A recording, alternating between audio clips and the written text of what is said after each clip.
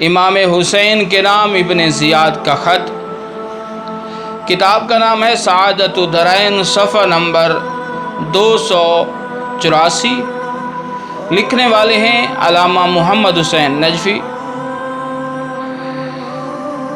مختلف تاریخ میں یہ بات ملتی ہے، جب حر نے امام حسین علیہ السلام کے کربلا پہنچنے کی اطلاع ابن زیاد کو دی، ابن زیاد نے ایک خط امام عالی مقام امام حسین کی خدمت میں بھیجا۔ خط میں کیا لکھا ہوا تھا؟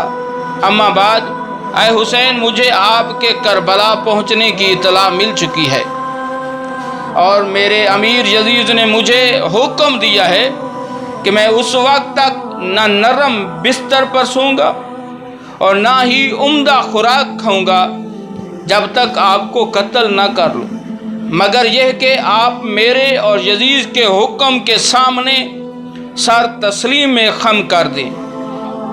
یہ خط امام حسین کو جب پہنچا تو آپ نے پڑھنے کے بعد اس خط کو پھینک دیا اور فرمایا، وہ گروہ کبھی فلاح حاصل نہیں کر سکے گا جو خالق کی ناراضگی کے عوض مخلوق کی رضامندی خریدے۔